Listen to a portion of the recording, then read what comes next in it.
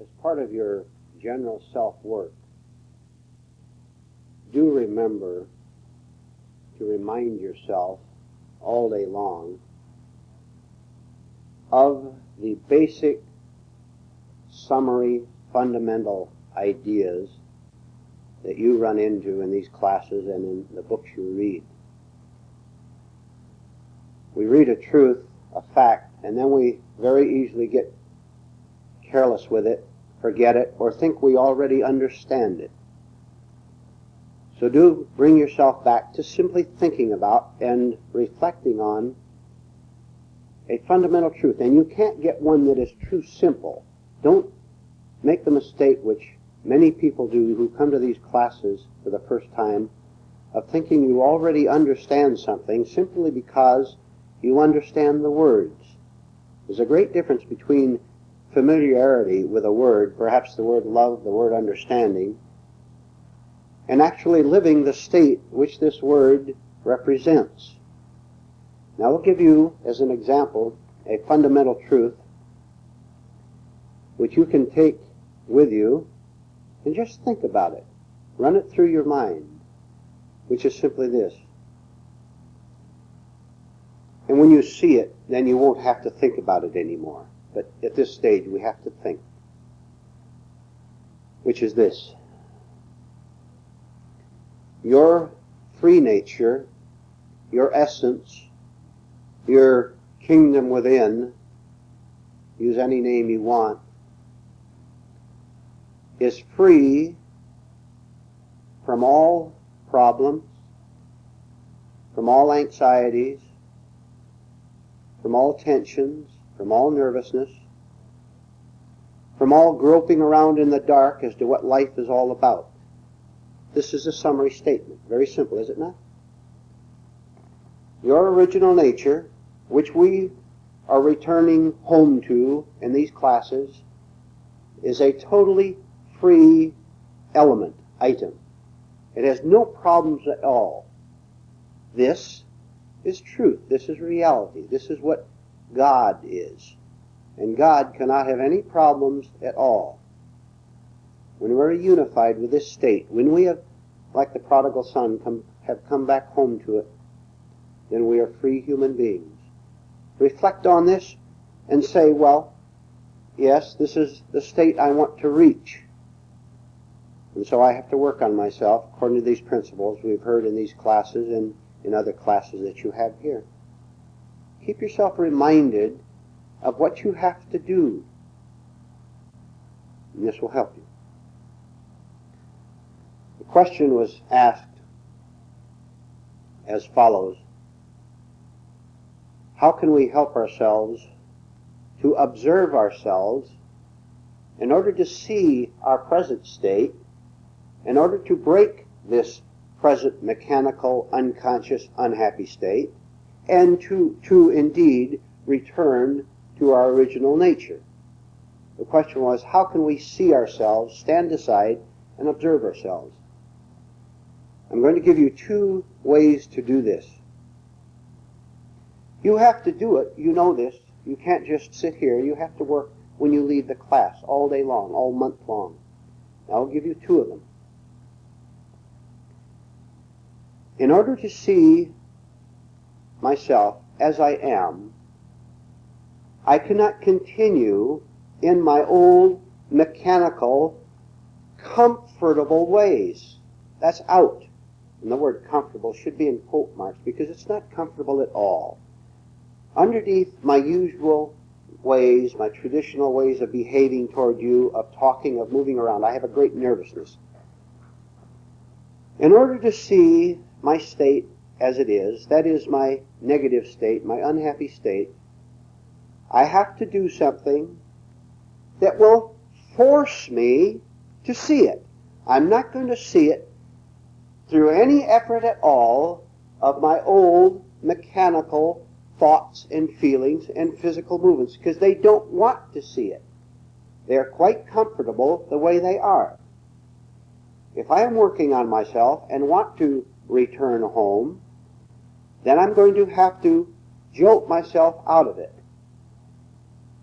And the way I do this is to, are you paying attention to me or to the dog? Not you, I wasn't talking to you. I mean everyone. I was catching your eyes, about half of you were watching the dog. Pay attention here. This is part of your work. I will start over again. In order to see my old mechanical ways, like being distracted by a dog moving in the room, I'm going to have to do something quite drastic.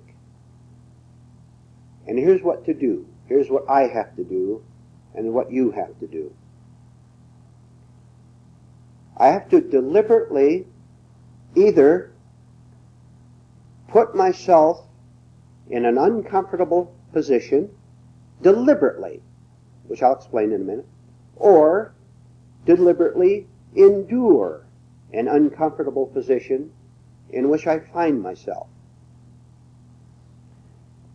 In other words, if I come into this room here in the morning, and I see a friend sitting over on the couch, and I see a stranger sitting on this side of the room, I come in the room, what is my old habitual nature going to do? You know, don't you? I'm going to come over, hi, I'm comfortable, there's a friend, I thought I was going to be all alone in this group. Normally I'd come over and sit next to the friend, which in itself would not be wrong. But I'm working on myself, and I can catch my mechanical motions, my body, for example, my mind, my feelings. There's an old familiar friend. I don't feel uncomfortable in coming to this strange home for the first time. I have to go against that. And so, while I nod at my friend out of simple courtesy, I see the stranger, and he's even scareder than I am, maybe.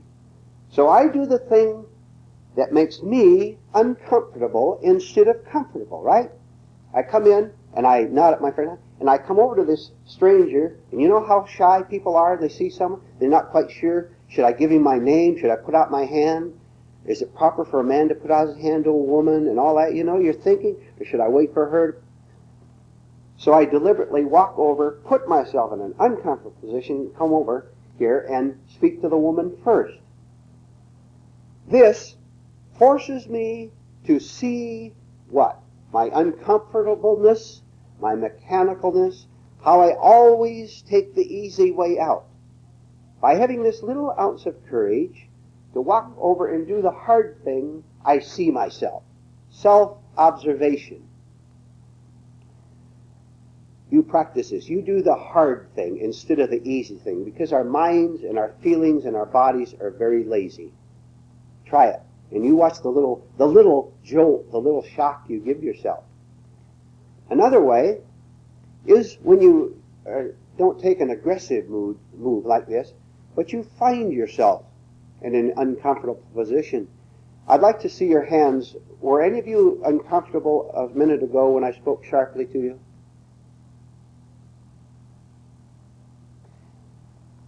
Do you see why? For one thing, the mood was suddenly changed. Here this man sitting up here giving us nice spiritual talks, and all of a sudden he speaks sharply, and he's not supposed to talk that way because he's supposed to be a nice man.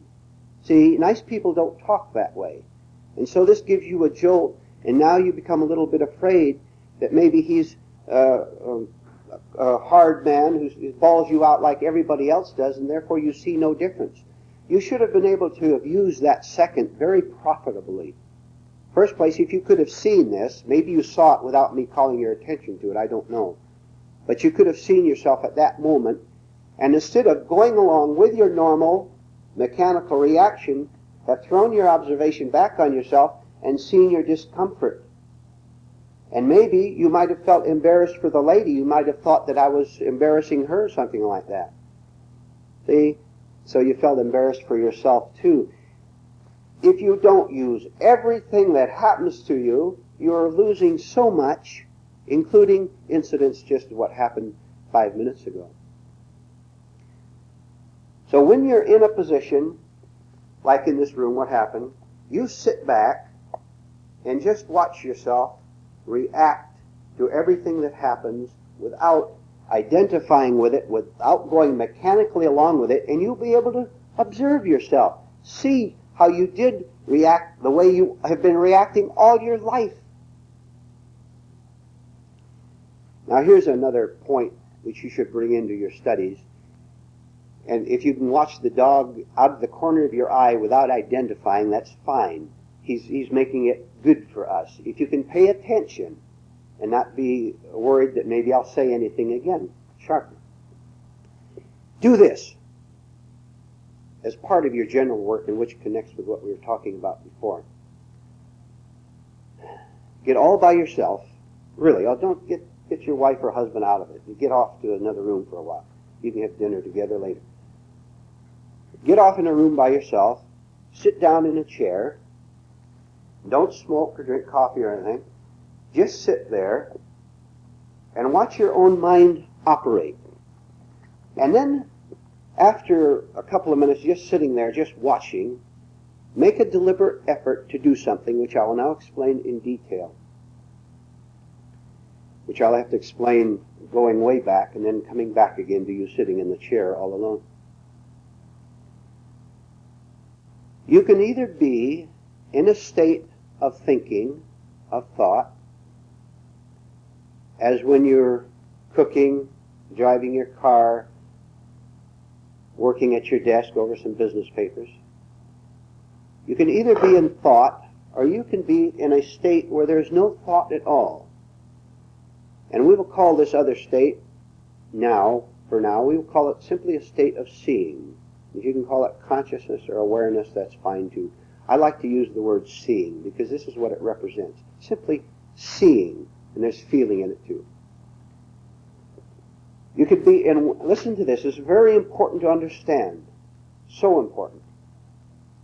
You can be in thought, or you can be in the state of seeing.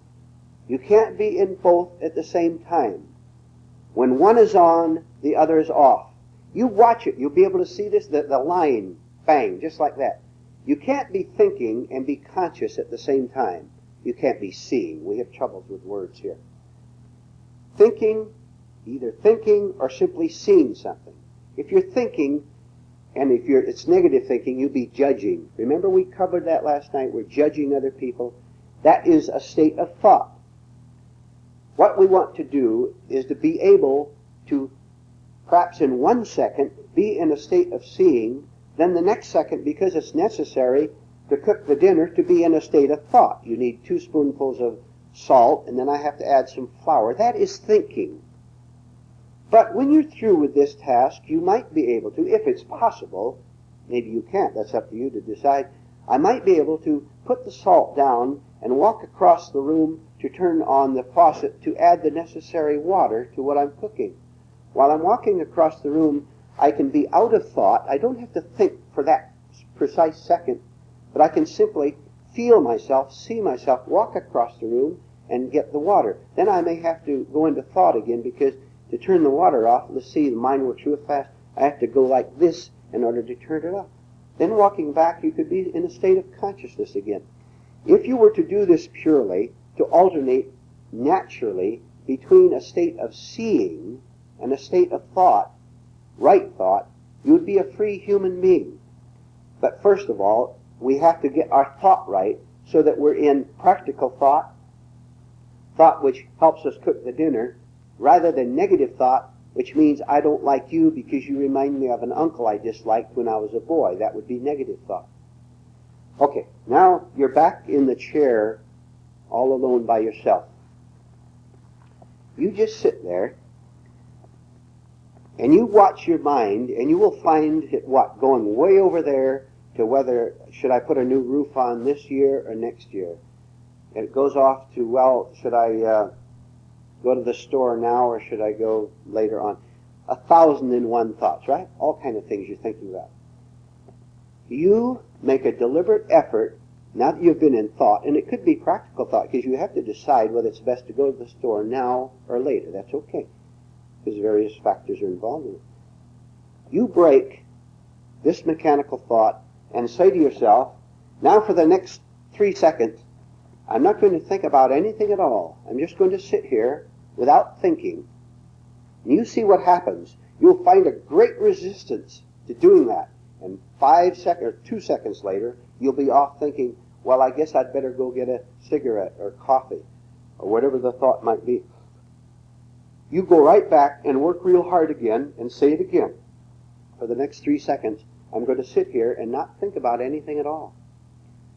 The time will come when you'll be able to see quite clearly the difference between being in a state of thinking and of non-thinking, where you're simply sitting there quietly and not doing anything, but you're wide awake.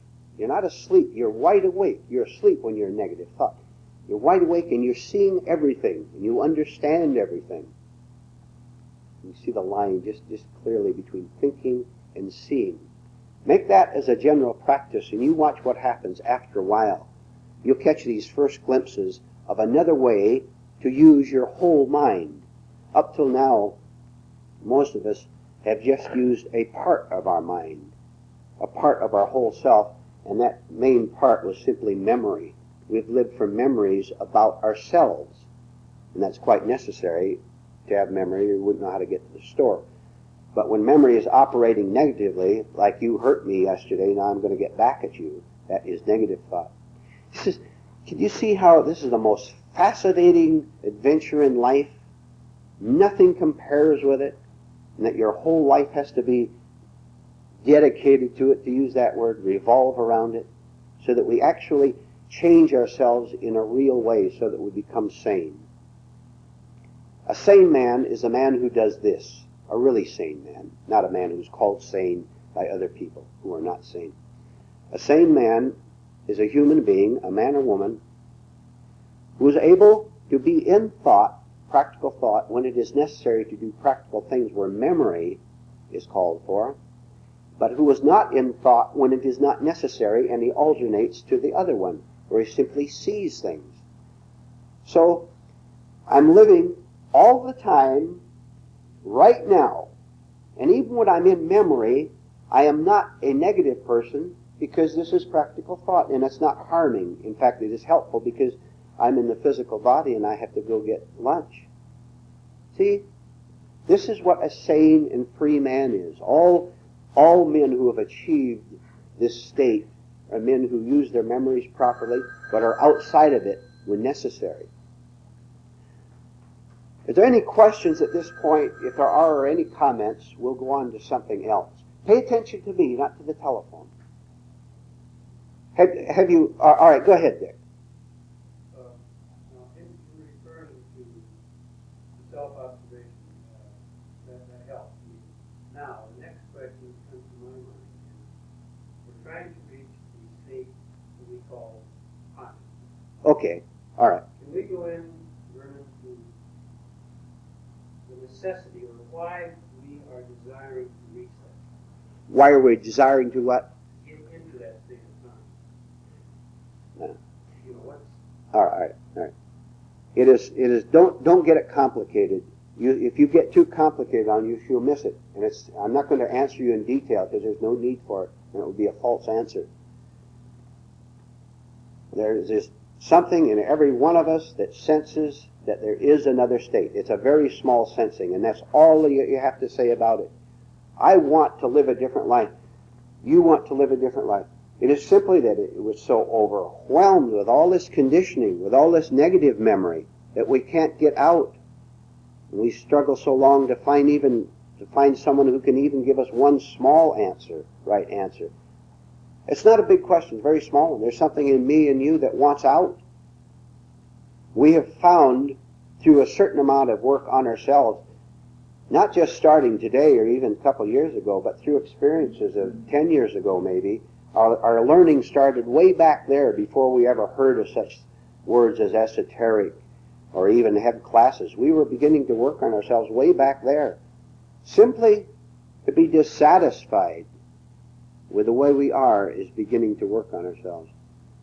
There's something in every man that wants out, but most people never make it because they are both incapable. Most people do not make it out because they are both incapable and unwilling to listen. You can almost summarize it right to that. The incapacity and the inability, the unwillingness to listen. Just simply listen. You know how hard it is to listen right? I mean, listen right. You can hear these words. That's fine. That's easy. There's no problem there.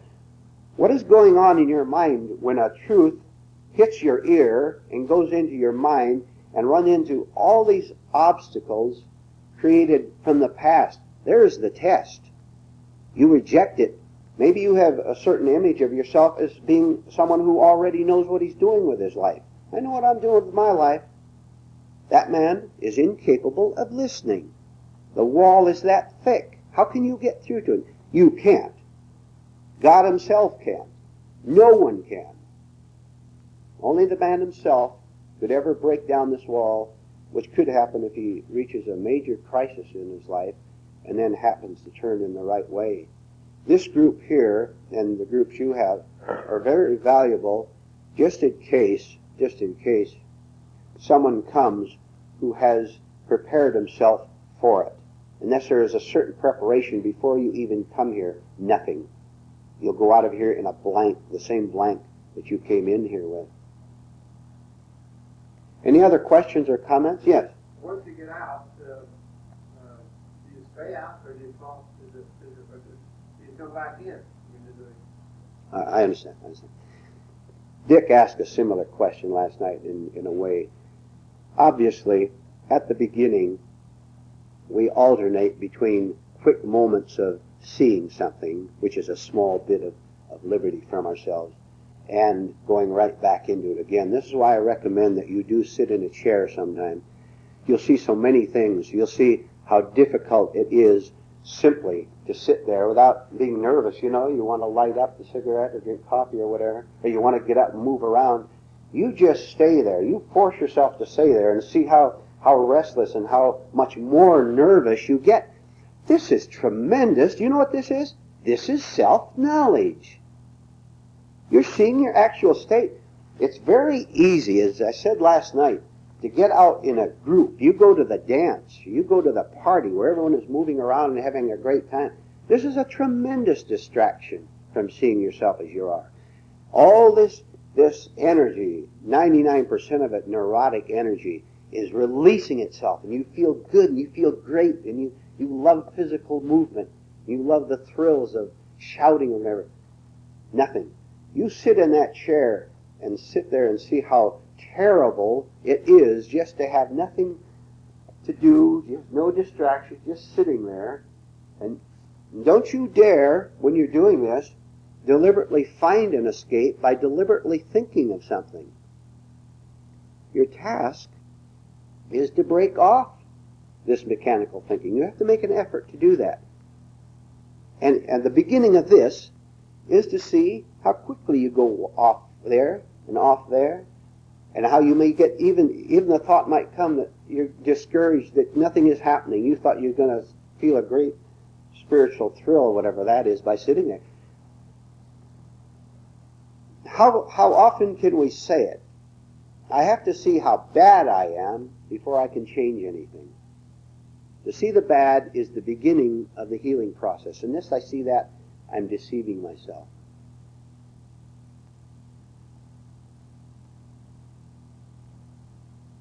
By the way, may I add something? Sometimes, in fact quite often, and I'm not referring to any particular questions that were asked here, very often a question is asked in a state of confusion. The question itself is not clear, and I can almost always just pick out the motive for it. Therefore, if I don't seem to answer your question directly, there is a reason for it. I'm trying to get in back of the question to get you to see why you asked it just to begin with. And so please don't say, the man didn't answer my question. I'm answering it in a different way so that you can see perhaps why you did ask it, or ask it in that particular way. Okay, any questions? Yes. What's the word of this nature?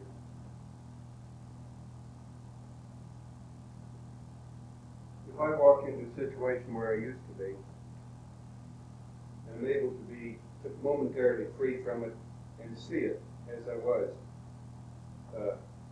is this a way to try? Is this, well, I'll sit here and answer my own question. I already have. All right, let's discuss a little bit. Would you say it again? Oh, look. Please. Now this man at least asked a question. He at least spoke up. Make a project for yourself during the rest of these classes to ask a clear, concise question. Make it short, but make it clear. Try again. Let's see what we've got. Is it to our advantage? I'll start from the beginning. Having been a drunk amongst drinkers, fighters, garbage, all this, having been. Okay. Is it to advantage me to go back into that mess and see where I was? Well, not physically, I obviously. know, I mean physically. Physically? Yeah. No. Why? Where do you work? You work wherever you are. If you're at home, you work there. Stay home and work on yourself. Going somewhere physically has nothing to do with it necessarily. It would be, but I won't go into that. Work where you are at the moment. You're working yourself sitting in these chairs here now. Why do you have to go somewhere physically? You're with your own mind right now all the time, wherever you are. Work with your own mind right now, simply to see your state. See your nervousness, for example. Yeah, I'll come on a little bit way. okay, fine. Speak up so we can catch this here, will you please? Becoming involved in a situation in the normal course of life All right.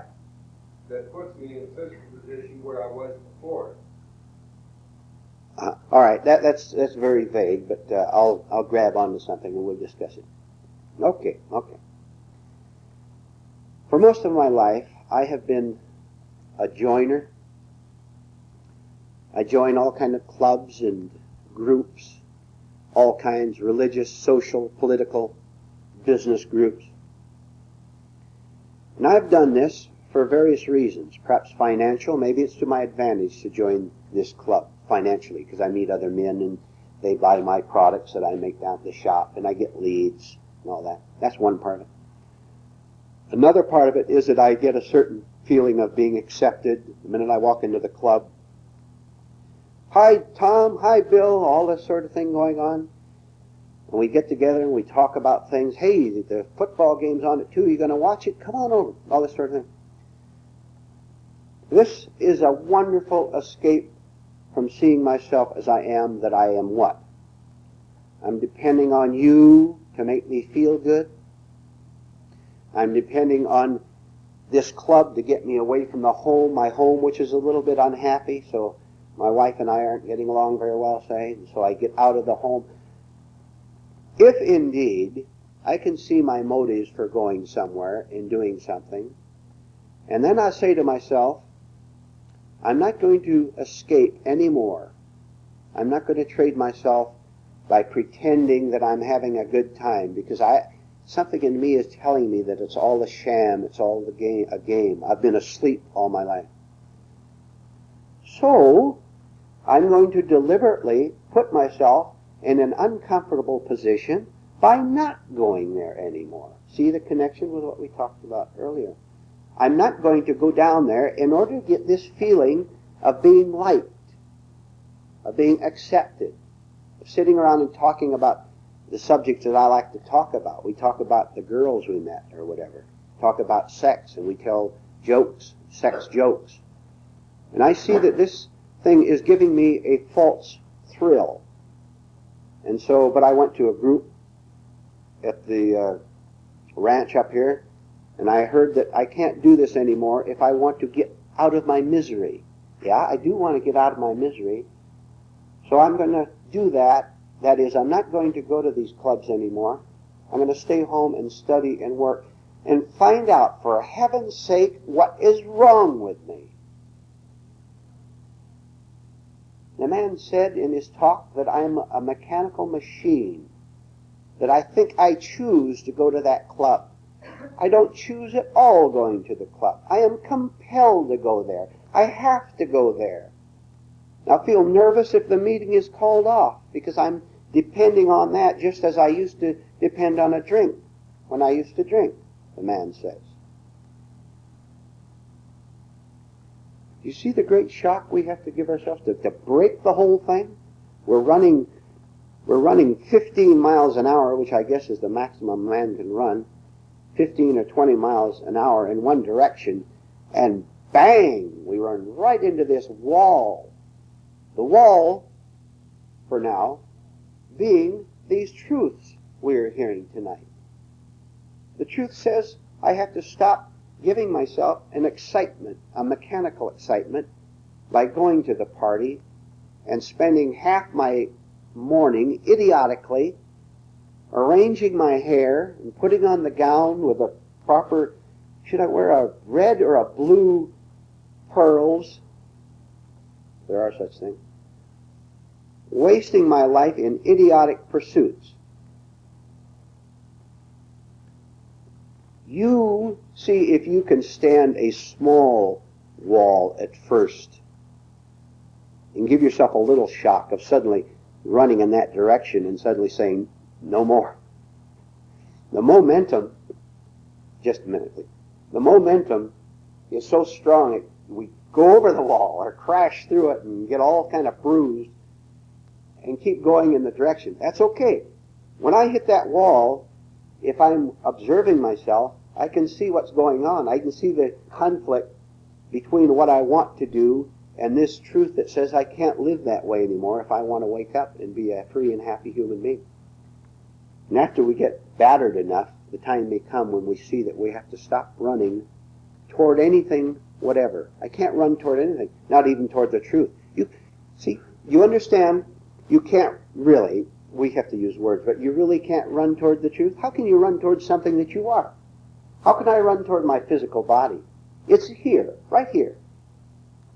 So if I stop running toward anything at all, even toward the truth, if I stop running, what a jolt that will be. Then the time will come when I see something that, why didn't I see this 20 years ago? I see that I never really was separated, I never really was separated from myself at all. The thing that separated me was imagination, desire, mechanical thinking, the wish to be somebody, to try to get something. This is what separated me. Then I understood that what really separated me from my whole nature was thought. And thought being simply a part of my whole being, it had taken me away from the whole. I see the whole thing at once and I'm out of it. I see that thought has separated me from my whole nature. Do you see why we talk so much about dropping labels, labels being on the level of thought? If I drop the label, I no longer have the thought that I must be important, I must be liked, I must be impressive. I drop that, I have no problem. Because the problem is always on the level of thinking. So if I can sit in the chair and see that there's another way to use my mind, my whole mind, besides thinking, I've made a breakthrough onto this. You try it, and if one split second you're in a state of not thinking, that will be enough. Nothing will stop you from now on. Nothing, because you've caught a glimpse. Yes, please. You had a question? Yes, we separate from this labeling and so forth. But what about the, let's take golf. Yeah. I don't have to belong to the club. I don't have to use the club to achieve. But what about the game? What about separating from the social part of bridge? I understand. To play bridge now. We can use our minds. It's enjoyable, but yet without the idea of using it to get something. All right. Who said it's wrong to play golf? I know you didn't say that. No, but but that goes with part of the game. But the game itself, we separate the club from the game. All right. Okay.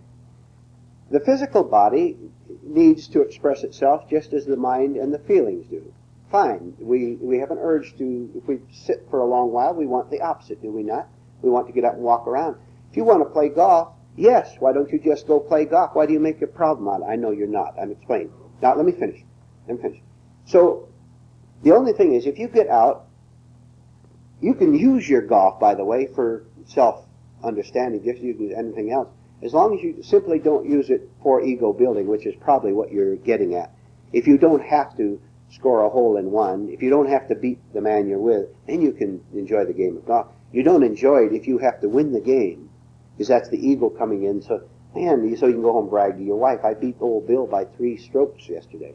He always used to beat me, but for the first time I beat him. See? Vanity and all that. You use anything. Why don't you just live your life simply without making a problem of it wherever you go? Then, by the way, you will not do dumb things. You won't go down to the bar and get in a fight. You won't be in certain physical locations that you used to be. Certainly you won't. Because a new level is involved there. You have nothing in common with that old level that you used to be involved with. You no longer want to be there. There's no false reward for you there anymore. Think about false rewards. Think about what that means to get a false reward, which is a thrill. Which is, false rewards, for one thing, is to win something. You don't have to win a thing, except if you want to put it this way, to find yourself. That's the only thing we have to win. Nothing else. There is nothing to win at all. Nothing whatever. Does truth have to win anything, or is it supreme? It is indeed supreme. It is already won. It is the victory. If I have died to my old nature that thinks it is apart from truth and am one with truth, if I am truth itself, I and my Father are one. If I am truth itself, that's it. It's the whole business. What is there to do? Then I can handle my everyday business affairs with perfect calm, perfect accuracy, as well as my mind is working on that level. I have nothing to get. I'm not trying to prove a thing. Then there's no division between me and what happens to me. Think about that. There's no division between me and what happens to me, because there's no one there to be divided from that other person or from that event. Therefore, there's no problem. I have a problem only when I'm divided from the whole, from reality, because I think I exist apart from it, and I don't.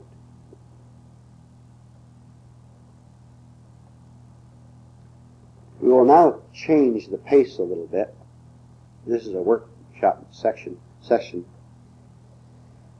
And a good deal part of our work is to suddenly jolt ourselves, surprise ourselves out of a particular state we are in. Someone needs to jolt you and me out of our comfortable habits. And one little small, just a small one really probably, you have right now, as you're sitting here, is sitting back comfortably and listening. And that is good. That's quite necessary, and that's fine. I'm going to give you an opportunity now, and I'll give you examples at first, to jolt yourself out of simply sitting back and listening comfortably. And you can participate as little or as much as you wish. And we do this up at our class in Boulder City. Joan, will you ask Juan a question about anything at all?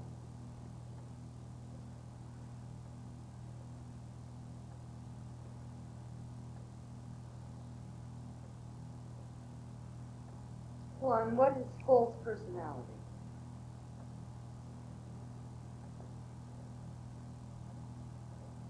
False personality is a cluster of thoughts, attitudes. They are frozen. These were acquired from a very early age from other people and some that we acquire ourselves. For example,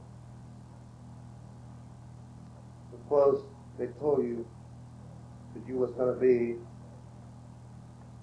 a great actress when you grew up. So then you start daydreaming about this, becoming this as a little child. As you grow up, you keep running that thought through your mind. When you find yourself working as a typist, as a secretary, in some little office, you're going to be very frustrated. Why? Because you don't see this thought that is running through your mind, which was put there by others, that you should become an actress. And you hate yourself, the work that you're doing at that moment, because you don't belong there. Because you take yourself as the spot. Actually, false personality is just a cluster of these attitudes and thoughts. And it's very hard to break them. You get rid of one of them, and that's another one. There's hundreds of them. And you take yourself as being those thoughts and attitudes. But as you continue working, but first you must see them. You must see that you are controlled by them. When you actually see one, drop it. And I'll guarantee you it will not be easy. You have to keep on dropping. And when you succeed on that one, there will be another one, and another one, and another one. That is what false personality is. Very good. He gave a good example, didn't he? The lady wanted to become the actress. That was fine. That made it clearer to us, did it not? Sally, why are you here? No, all right, hold it. Now, I'm sorry. Now it gives her time to think, and I didn't want that. Sally, why are you here? I'm here because there's a small part of me knows that this is right. And I value this work. I want to get out of the trap, to not be driven by things. I want to learn as much as possible, to stop mechanicalness. And I want to nourish this small part of me which knows that this is right. And we'll have to do everything possible, because it is only a tiny part. We'll have to take every opportunity to nourish it, keep it, and get all the eyes, more eyes built, so that this part will be our main aim in life. Okay. Rudy, why are you here? I made a decision. Pardon, speak up loud, please. I made a decision to work out of my countenance, though I didn't understand much of it, but I did make a decision, whether it's right or wrong. I'm talking about my motives, whether it was right or wrong, I don't know yet. But once I have made my decision, I'm going to carry it out.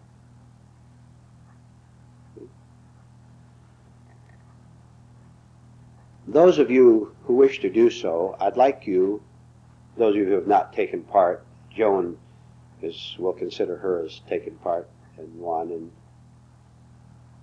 Sally and Rudy. I'd like others of you to now speak up voluntarily, if you want to. No one is forced to do anything. But I would like Dick to take the lead in asking someone else who has not spoken as yet a question. You can either choose someone or throw it out generally if you wish, and let's see what happens. Ask someone any question at all, please.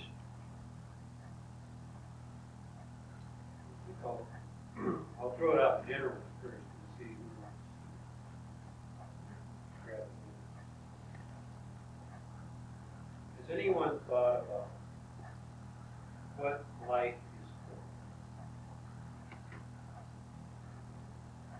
for? Has anyone ever asked seriously what life is for? Who would respond to that? Anyone? Yes. I started to think.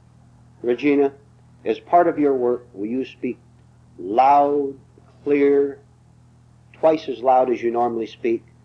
And that will shock you a little bit to hear your voice sounding so loud, and you can therefore observe it. Speak twice as loud, not necessarily twice.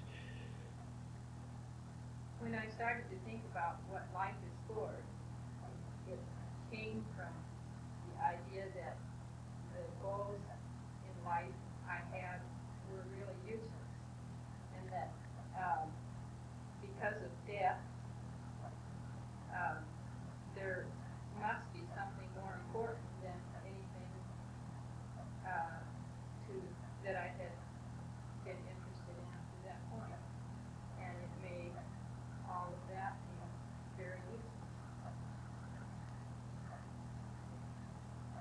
Life is for then, are you answering the question saying that life is for realizing that there is something else besides the way we have usually lived, normally lived?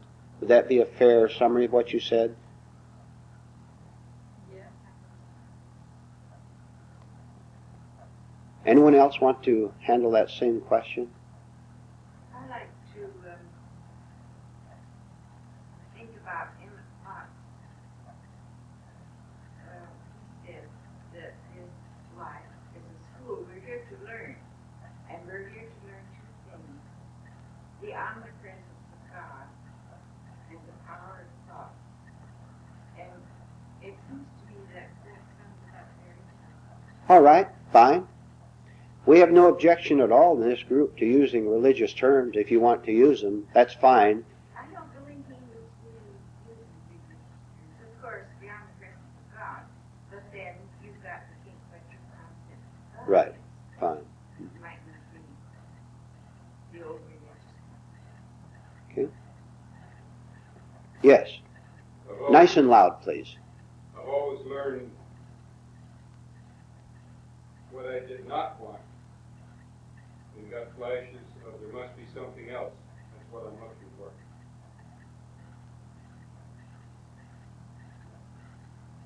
The pain gets pretty bad, doesn't it? The timidity. We're going against it.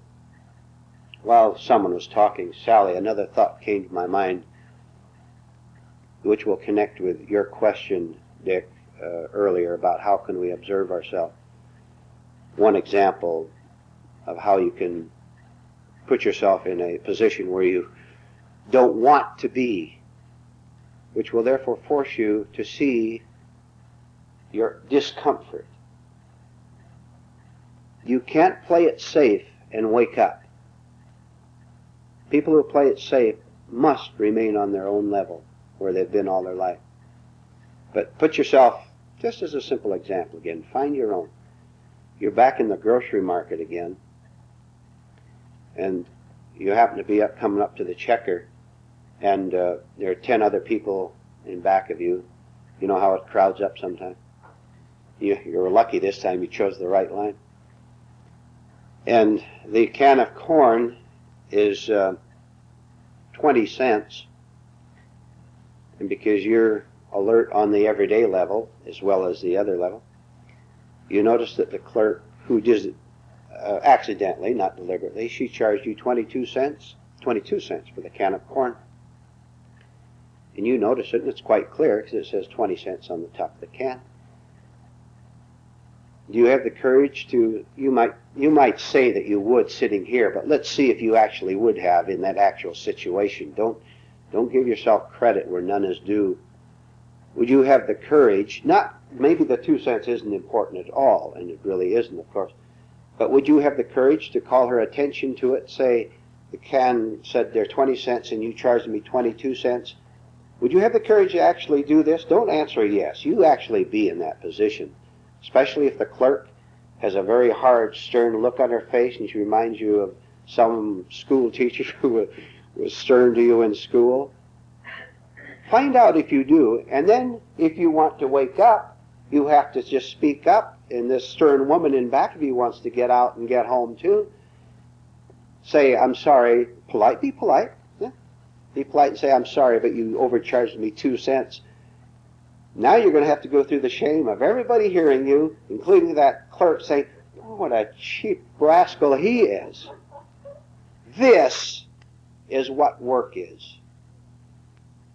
On the everyday level, you have a right to say you charged me too much. And she, of course, will make the correction. But that's not the point. The point is you have ceased being the little coward you have been all your life. You're letting the whole world look at you. Everybody's eyes are on you. They're all wanting to get out. Complaining about 2 cents. Well, I wouldn't do that. Everyone in line saying, well, I wouldn't do it. Oh, yes, they would. They'd sit there and feel bitter about that 2 cents in a very small way, of course.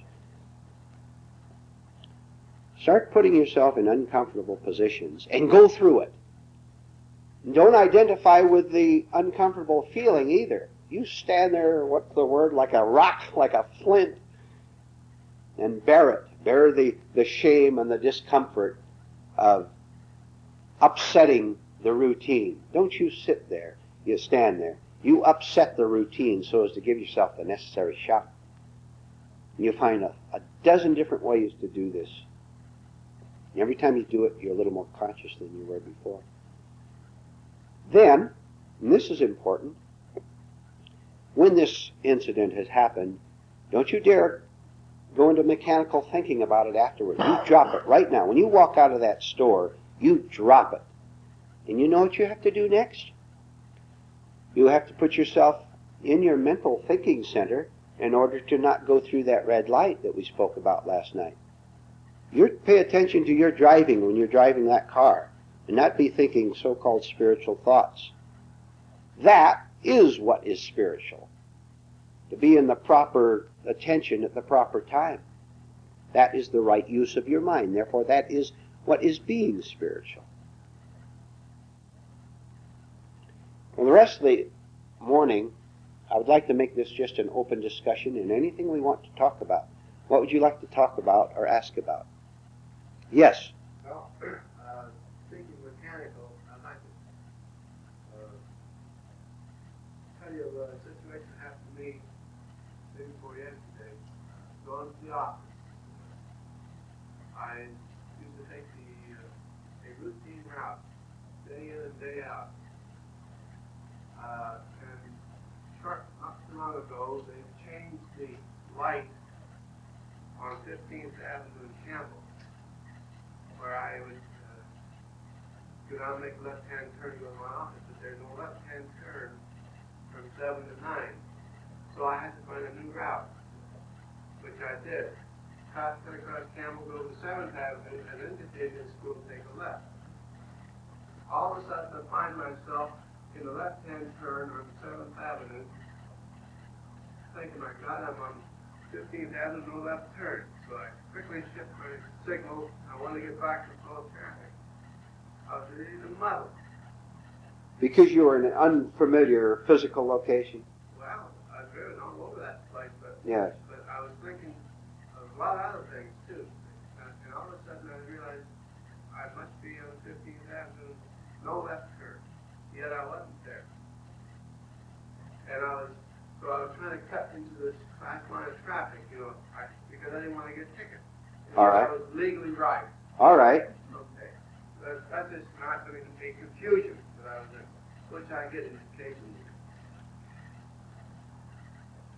Anytime you find yourself in a confusing situation, such as driving your car or shopping or whatever, try to break the confusion simply by remembering what you have learned here. I'll tell you what confusion is. It is nothing more than the mad ramble, scramble of thoughts, mechanical thoughts, which you have no control over because you do not know that there is another way to handle a situation other than thinking. And the mind is frantically chasing around, trying to find an answer where no answer can be found. Thought cannot give answer to confusion, because thought is the confusion itself. See, thought is confusion. You suffer a loss in your life, loss of girlfriend, wife, husband, and immediately you start to think, how can I feel better about it? How can I maybe replace the loss? How can I get a new girlfriend? How can I start a new business and get my money back? You may or you may not succeed in your desire to get the new girlfriend or the new financially successful business. You may or may not. That is not up to you. That's up to the whole, the all. You don't do anything about it. You put yourself into motion with a desire, then results happen entirely apart from what you want. You may or may not get it. It's accidental.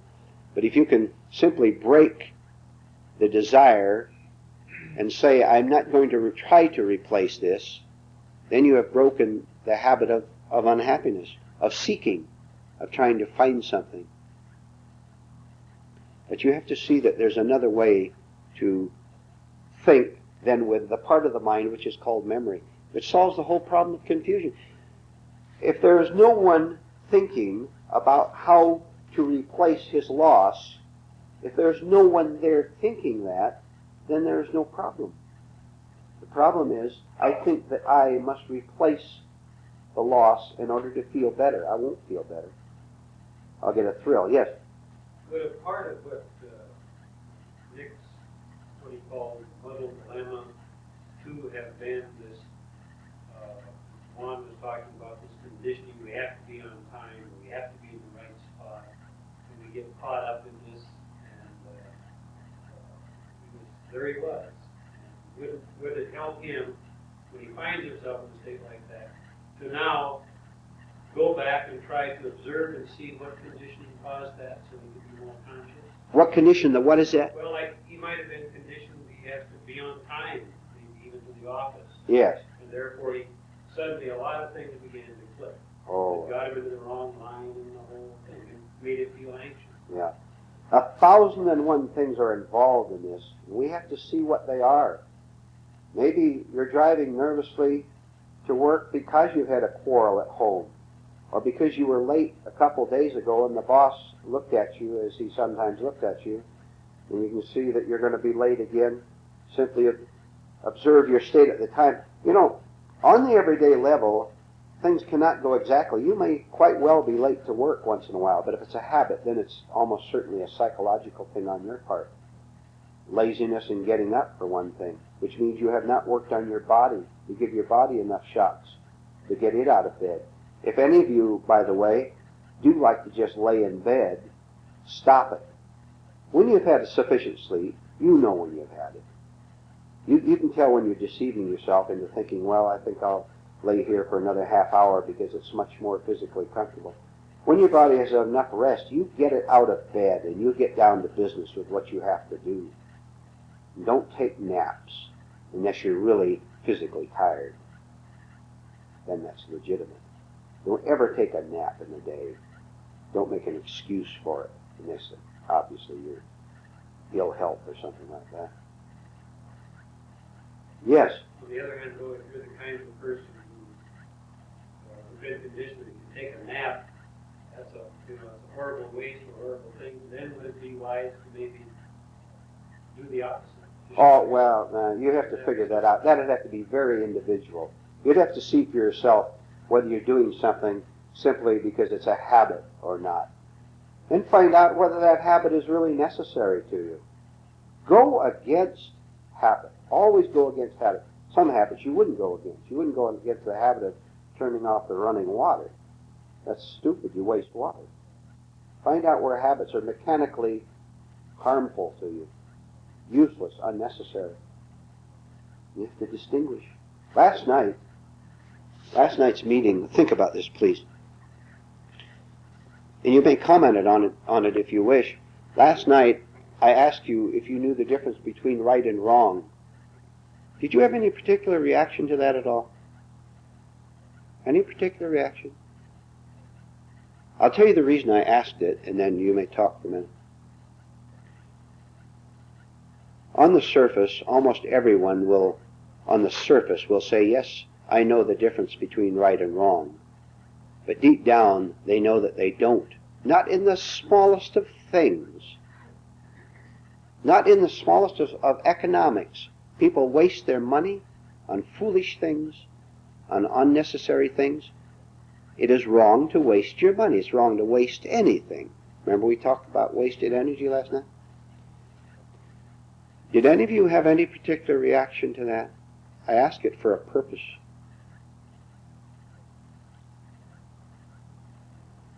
Yes? My reaction was that I was kind of shocked to realize I didn't. Yeah.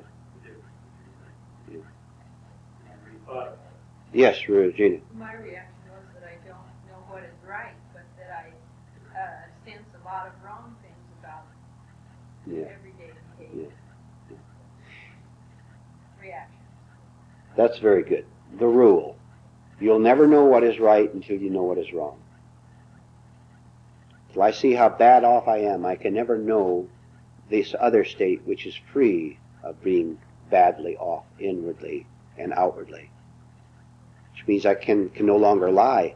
I can't call surface morality, such as taking part in a charity drive, I can't call that goodness anymore. See how I have to give up being, quote, good, unquote, in order to get to real goodness? Because I can take part in a dozen charity drives within a month and still be a very cruel person to my husband or wife or to my children or to my employees. But I've covered up. Oh, I'm good. I'm good. I take part in charity drives and I go to church. That's not goodness at all. That's just surface morality. Now I have to see this. Yes? It's very easy to go to the other side of the fence on that and feel critical of people who are still taking part in those drives and feel that you're superior simply because you no longer do that. Yeah. That could simply be on the level of judgment. We had that last night. I'm judging you on the level of thought. Oh, I used to go to church until I saw through all the hypocrites down there at church. I'm no longer part of that hypocrisy. At least I'm waking up a little. He's still in the same trap he was before, doesn't know it. Now he'll go off into some other kind of escape. He used to use the church. Now he's seen through the hypocrites. He's still on the level of thinking and of judgment. You can't judge anyone for anything. You simply have to see the fact. Which if I see it myself first, then I'll judge you correctly. Yes? In another situation, if that question had been asked, do you know the difference between right and wrong, we may have lied. But in the last night's atmosphere, we couldn't really lie unless we were terribly asleep. I was watching very carefully what would happen. I didn't want to embarrass anyone, and I certainly would not have. If all of you had put your hands up, or if none of you had, I'd been no embarrassment, because that would have been too much. I know how far we can go in these things. That is quite right, Sally. If in a group of people who are completely asleep who want nothing to do with this, all hands would have gone up, or some would have gone up timidly, and maybe the leader of the club would have actually made a little speech. Rightness, I'll tell you, sir, what rightness is. Rightness is to love your neighbor as you love yourself. Rightness is to do good unto others, to put the other man before you. And he'd be lying left and right, wouldn't he? Quite right, Sally. That was a good observation. And when we come to a short period of silence, that is a part of our work here too. I deliberately do not force the pace here so that we become mechanical. If for a minute we sit here in silence, that is a part of our work, because you might sit here embarrassed that no one is saying anything. You hope to heaven that someone will, so that your embarrassment at the silence will cease. That is a part of our work. This is why we do not force things here.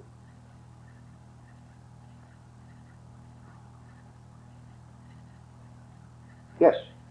If I don't know the difference between right and wrong, how will I know when I'm being honest with myself?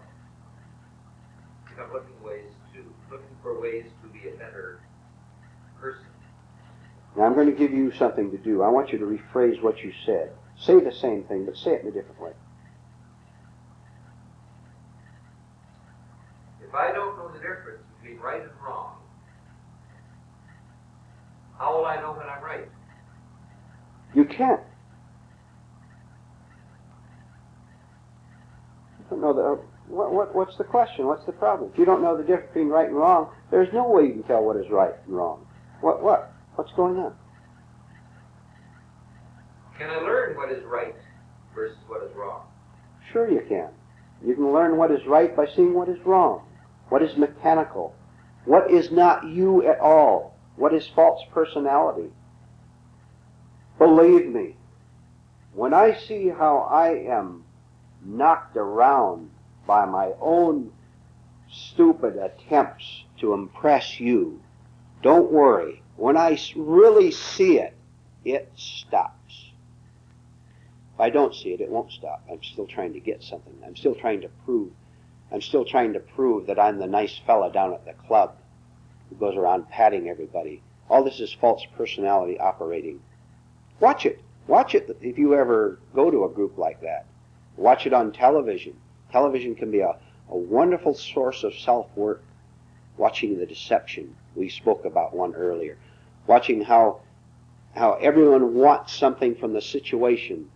If you're real careful and have worked real hard, you can see the exact motive why he smiled or why he remained stern-faced. He said that, why he did that. Any kind of a show at all, whether it's a fiction one or a panel discussion. And you'll see, I saw one from Arizona. Strangely enough, I can catch Arizona channels sometimes because of my particular location. And I don't want to mention names, and I won't. But I saw a panel discussion coming from Phoenix, I guess it was. And I could see, I said to myself, which I've said 1,000 times, and I know you have too, there's no way on earth this man will ever wake up. He is so completely one with his own false personality. He is a man who knows the answers, and he's helping straighten out this sinful, wicked, confused world.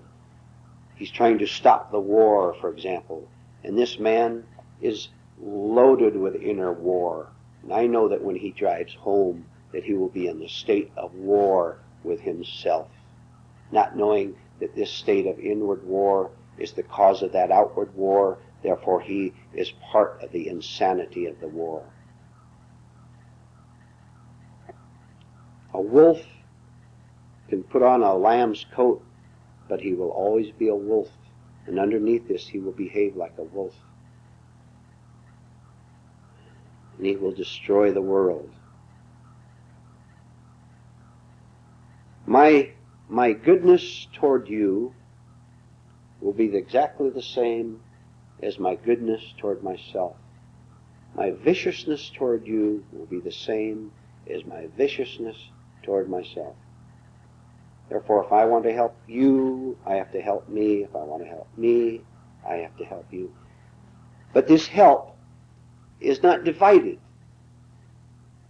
Turn on the light at night, because you turn it on, it illuminates both itself and the other people in the room. Right? It's the same thing. It's one. Therefore, I have to give up all effort to do good.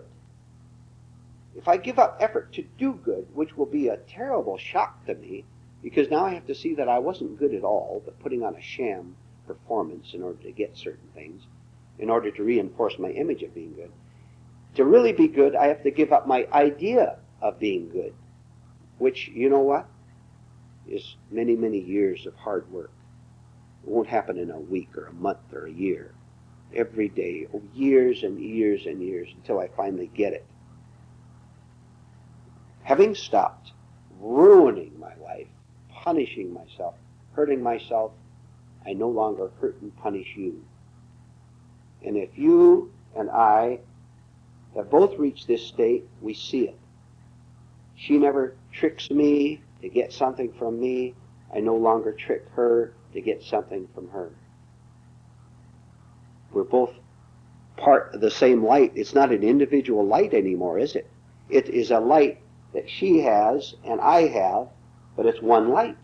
Therefore, there is no division between us. No competition, no rivalry, no secret longings to get something from each other. Tremendous. Yes? Does the mechanical man have an ulterior motive when he says to his wife, I love you? Oh, sure. He has no choice but to have an ulterior motive. Well, you tell me. What would they be? All right, you're going to work. I can ring them off on my finger if I want. Well, might be. We have to get a specific man. The mechanical man says to his wife, I love you. One. What might be a mechanical false motive for him saying that? One. Speak up loud so we can. Security? All right, we'll come back in detail perhaps in a moment, but I want to get them off first. Security? I said I love you, you tell me you love Yes, me. yes, a trading game. You make me feel secure too. I've made you feel secure by saying I love you. 3? Companionship. Companionship. Yeah, it's part of it. We played a little game. Sex, yes, I want sex from my wife, and this is one way to get it, to Ego. get her in the right mood. I paid my dues. Yeah, I paid my dues. That's very good. Uh-huh. I'm supposed to do this. Yeah, right. I've done my part now. Now you do your part. Yeah. If you don't pay me for give me back for what I paid, then I'm going to be upset or angry with you. Why would a mechanical man? Don't stop. See, you're so lazy. You force yourself to think. Person loses his temper, Speak up loudly. the person is angry and is harsh, and then uses the term, yeah, it's over. It relieves tension. Now we're friends again. We had a fight. I really love you, you know. Thank heavens now we can sit down and have pie and coffee together and everything is okay. All right, one more.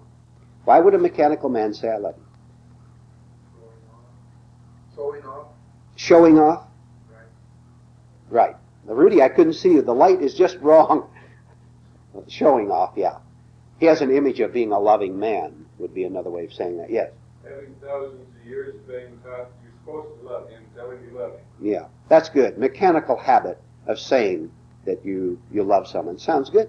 Very good. So easy. How easy it is to say I love you and then trick you, manipulate you, get what I want from you, all covered by the name of love. What did you say, Sally? I wanted to come back to that, or It was Regina. She said security. Security. All right. I wanted to discuss that a little bit. I'm sitting here sound asleep, telling my wife that I love her, and she's on the same level too. She may be waking up or may not. That's up to her. But I feel secure in this. Remember what we said earlier? We have to start breaking this mechanical pattern, which does not mean I do the opposite and become unkind to her or to a friend. It merely means I stop the mechanical saying as a starter. This is the bare beginning. You understand? It's the bare beginning.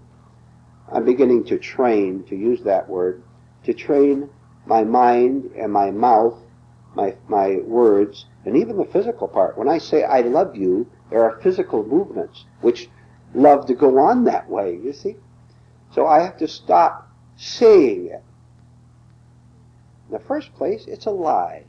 I don't love you at all. And you don't love me at all, but we're playing the game. If you don't give me away, I won't give you away. This will give me the first little tiny jolt toward consciousness of seeing how I say, I love you. And boy, am I glad to get that out of the way for the day. I feel it my duty, my burdensome duty to say it, and you feel the same thing. We could live in a fine relationship if we were both awakened human beings. Could live fine together. Because we're not going to lie to each other and live under this strain. But it's a very, very rare instance where two people really want to work together to wake up. Very rare. Very often one does and the other doesn't. Yes? If they go through life mechanically, is there any possible gain in playing this game with words? How can there be any gain in playing a mechanical game? Well, if they don't know the other, the awakeness, Oh, well, no. You know, you either want to wake up or you don't. We have nothing to say, really. We have nothing to say or to do with mechanicalness in other people. We have nothing to do with it. You don't even have to think about it. You put your attention on your own self-awakening. That's their responsibility. because it traces of me trying to be a do-gooder. It could be, This is yeah, what I said. yeah. Trying to save the world Yeah. before you saved yourself. That's very easy to do. I'm going to have to tell you something. You know, it sounds very nice here up to this point, as if we're all being very sincere. And we are the people who want to wake up, and the people out there at the football game do not want to wake up. I must tell each one of you, unless you do much better than you're doing here, you're not going to make it. I'm not agreeing with you at all that you are working even while you're sitting here. I'm not considering you a part of the few people on earth who wants to wake up.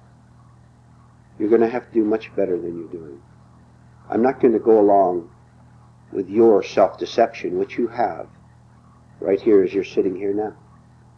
It is part of your work to see that you're not nearly as sincere as you think you are. If you only knew how many jolts you could be given, which you cannot be given, how many shocks you could be given. I'm not here to play any games with you at all.